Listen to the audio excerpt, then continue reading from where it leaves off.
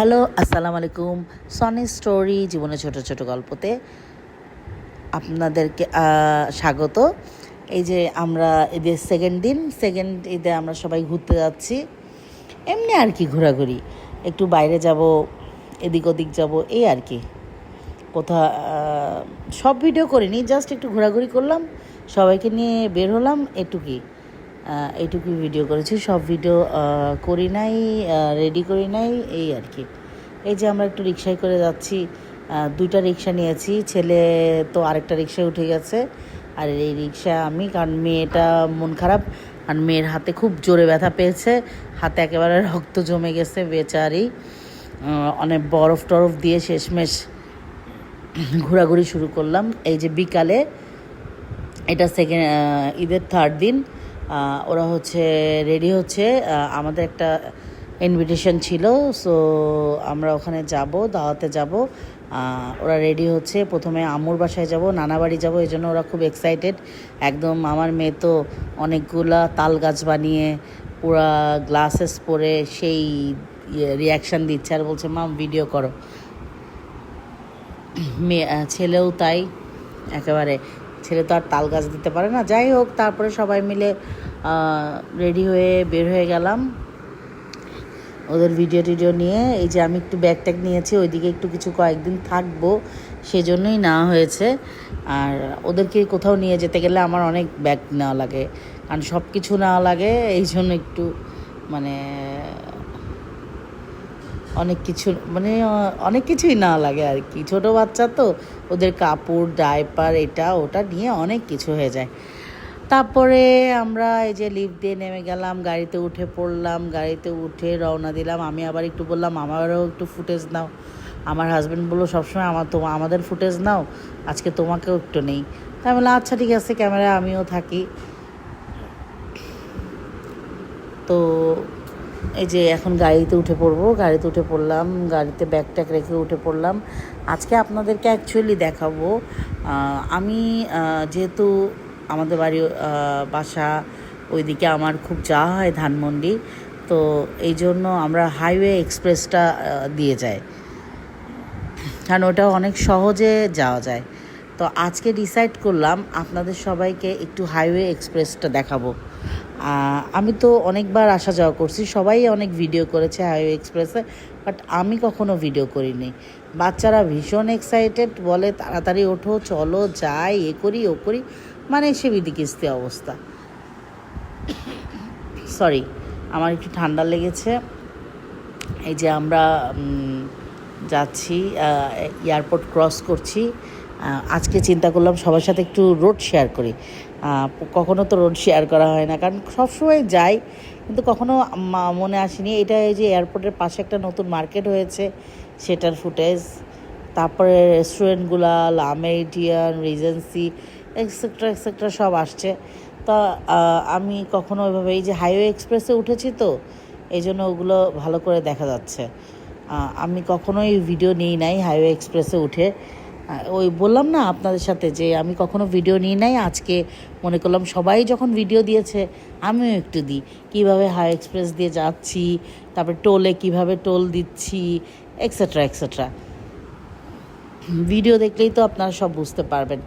আর আমার ভিডিও যদি ভালো লেগে থাকে, অবশ্যই আপনারা ফলো, শেয়ার, লাইক, অবশ্যই কমেন্ট করবেন, রিয়্যাক্ট করবেন।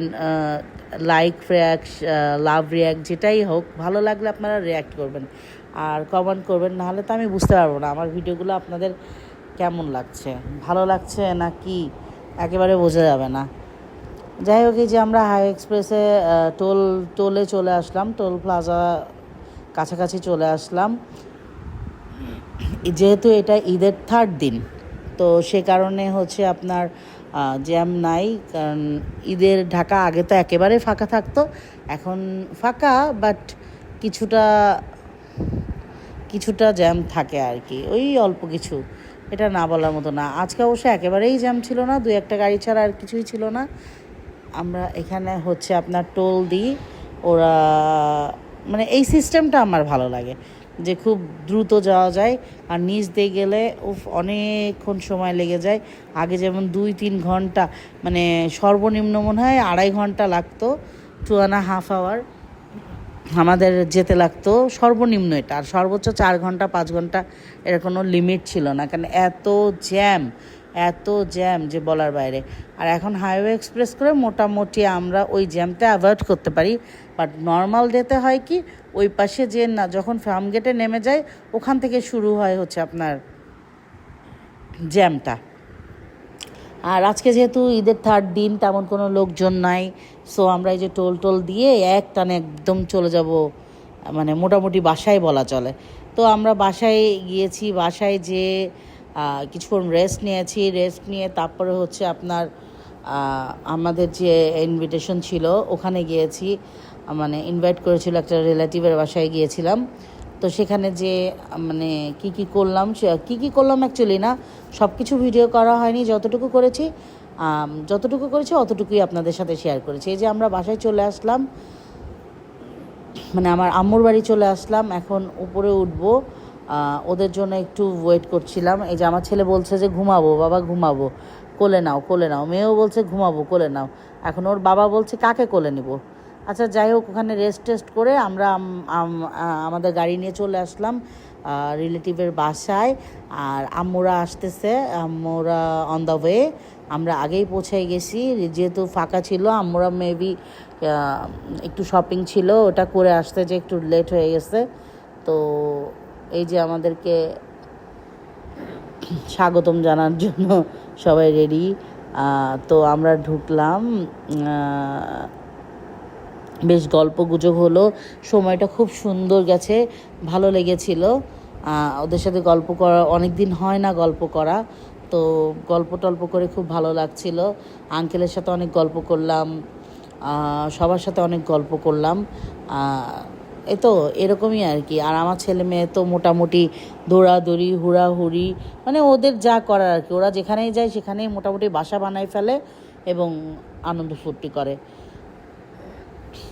তো ওদের এই যে আমার বোন আগেই চলে আসছে, এই যে ও হিজাব সেট করছিল, তো আগেই চলে আসছে। তো ওকে বলছে যে মাম তোমাকে দেখি নাই কেন বাসায়, তুমি এখানে চলে আসছো, আমার ছেলে বলছে।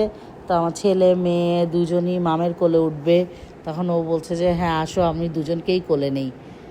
হ্যাঁ, ও এক্সাইটেড যে আমরা দেরি করছি, ও আগে চলে আসছে। এই যে আমার বোন আমাদের জন্য স্টার্টার বানিয়েছে, তো স্টার্টারের ছবিটাই অ্যাকচুয়ালি দেওয়া হয়ে গেছে।